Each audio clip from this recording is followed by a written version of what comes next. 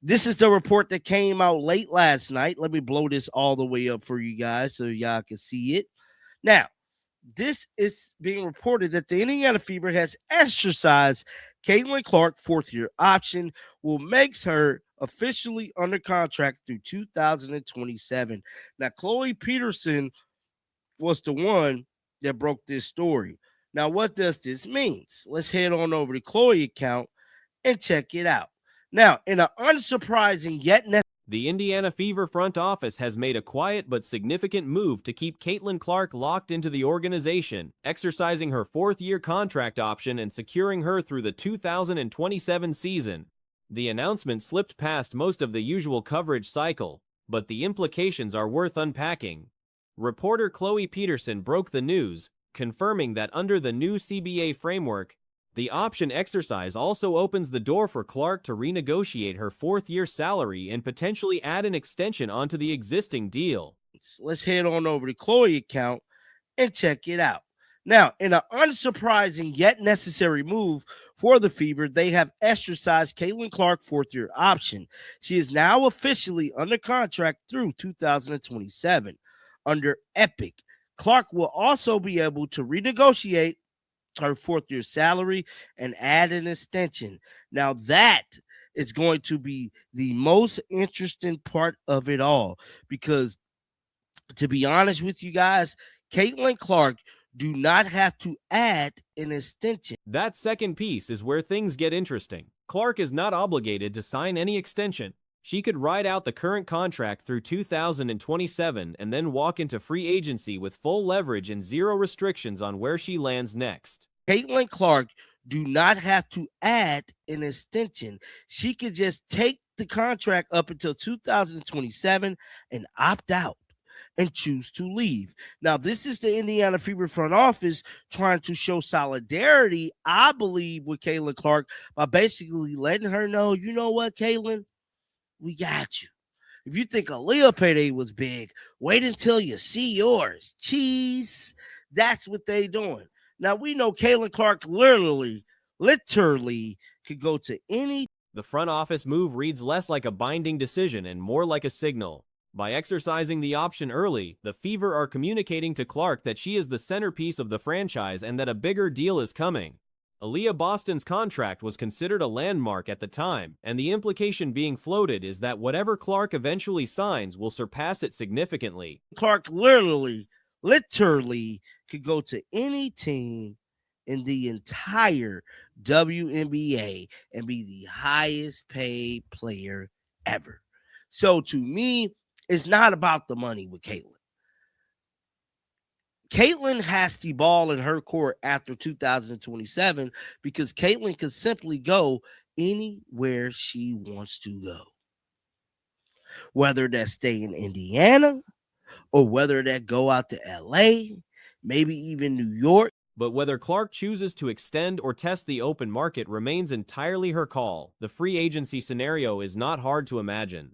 Clark could walk into any team in the league and immediately become its highest paid player. Out to LA, maybe even New York. We know Caitlin Clark like New York.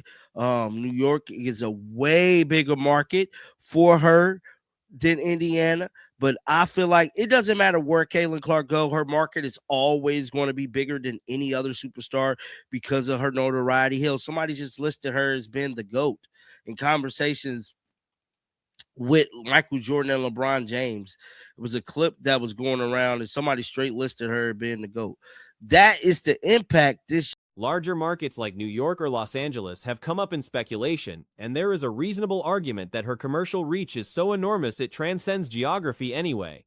Her visibility and fan base do not belong to a city, they follow her personally, which means the traditional logic of big market versus small market applies differently in her case. Clark's timeline for making a decision on any extension likely stretches into the later months of the year, possibly as late as December. Going around and somebody straight listed her being the GOAT. That is the impact this young lady has brought to fans. And what's crazy about it is it ain't even up for debate. It's not even up for debate, bro. We know Caitlin Clark to go. So I think the most interested thing moving forward is going to be what Caitlin Clark will do. Because I believe she got all the way until the end of this upcoming season to yay or nay that There is no urgency on her end to sign anything before seeing how this season plays out, how her health holds, and what kind of commitment the Fever are willing to put on paper. Fan reaction has been mixed. A substantial portion of Clark's supporters have grown frustrated with the Indiana front office specifically, not with the city or the team itself, but with how the organization handled her injury situation last season. I believe she got all the way until the end of this upcoming season to yay or nay that extension. Well, not just that extension, but yay or nay getting a deal done. Because she might not get a deal done. She might hold off until October. Until like December or something like that. But it's going to be very interesting to see which direction she chooses to go. Now, let's check out some of these comments. Somebody said, good. May she get the money she has earned. I believe Caitlin's going to get her money. Communication was opaque throughout, with updates cycling through vague day-to-day designations that never resolved clearly, and rumblings eventually emerged that Clark may have been held out late in the season as a precaution heading into this year rather than because she was genuinely unavailable. That lack of transparency eroded trust with a segment of the fan base that now actively wants Clark to leave simply as a consequence. Whether that exit scenario plays out is an open question. Money she has earned. I believe Caitlin's going to get her money she earned from anywhere. Any team in the league is going to pay this young lady substantially well. Somebody said now they have the leverage to fully ruin her without fearing her leave. CC is stupid. I wouldn't say she's stupid. She didn't have a choice. Somebody said next year Caitlin will renegotiate a 3-year max contract to go free agent the same year as Aaliyah Boston. I don't know. What's the most amount? What is clear is that the Fever have made their intentions known, and the decision from here belongs entirely to Clark. The organization exercised its option. Now Clark holds hers. Hey, Aaliyah is still currently out.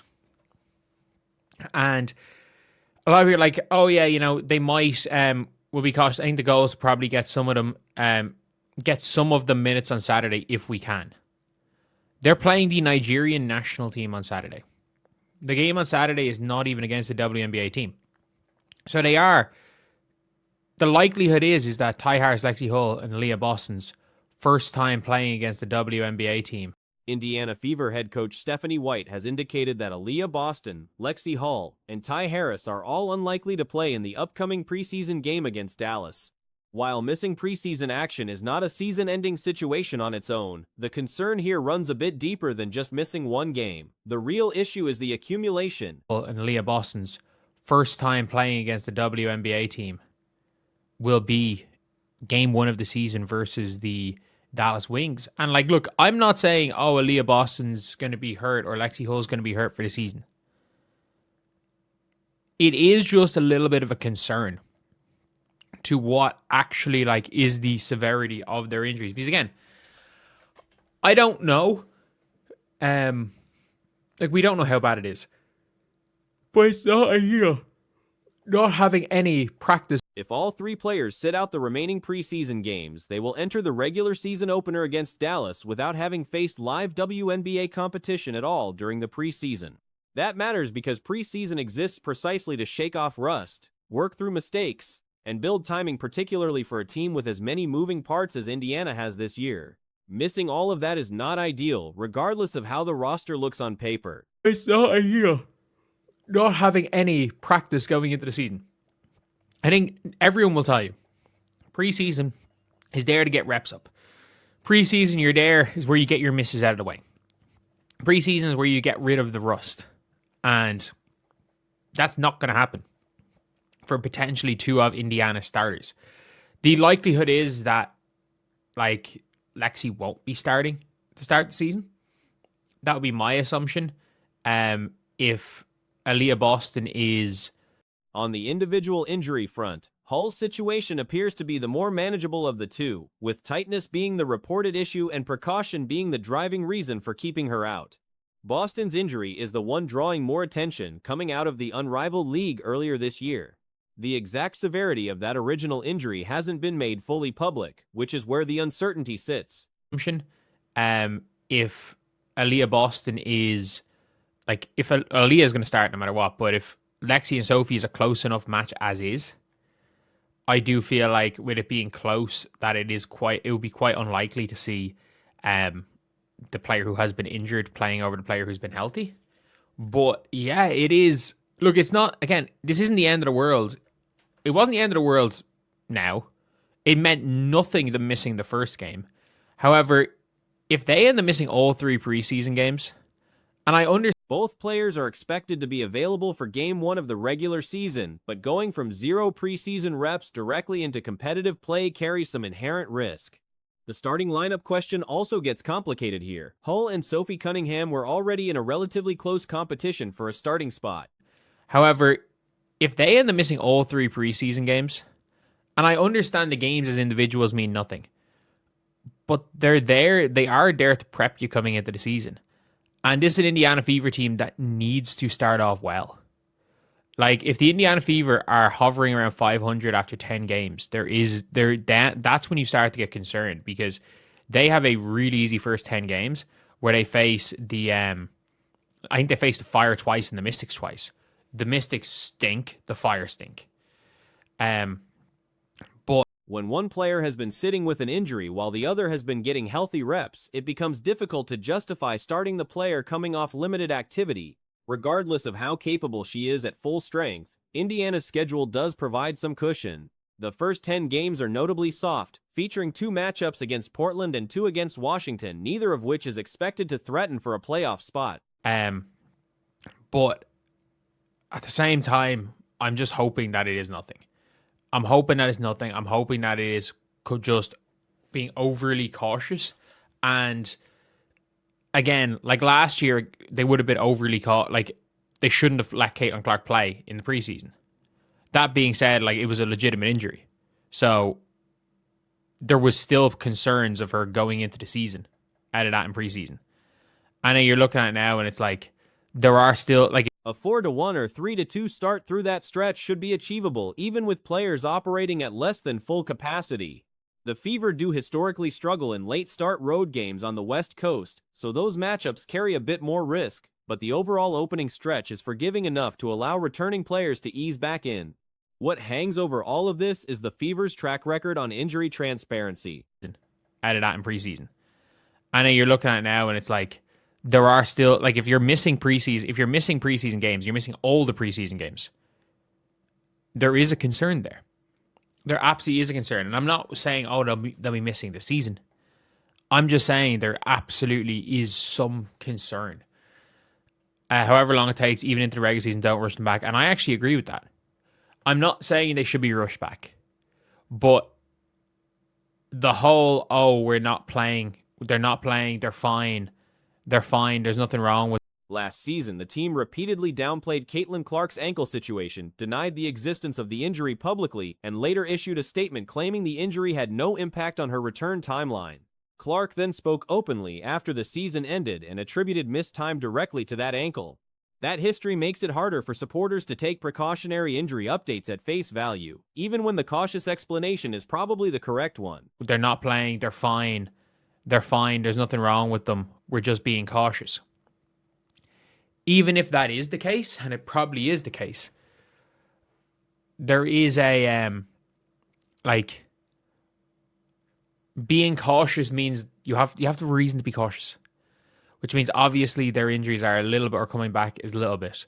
There's no need to force, if they aren't fit for Saturday, let them reserve from the bench, no point rush. I agree with this. I actually agree. If we assume their holds are precautionary, it does make sense. Some wins on Saturday, but the sensible approach is to keep Boston, Hull, and Harris out through Saturday's game against the Nigerian national team as well. Let the rookies get more floor time to prove themselves, and bring the veterans back fresh for the start of the real season.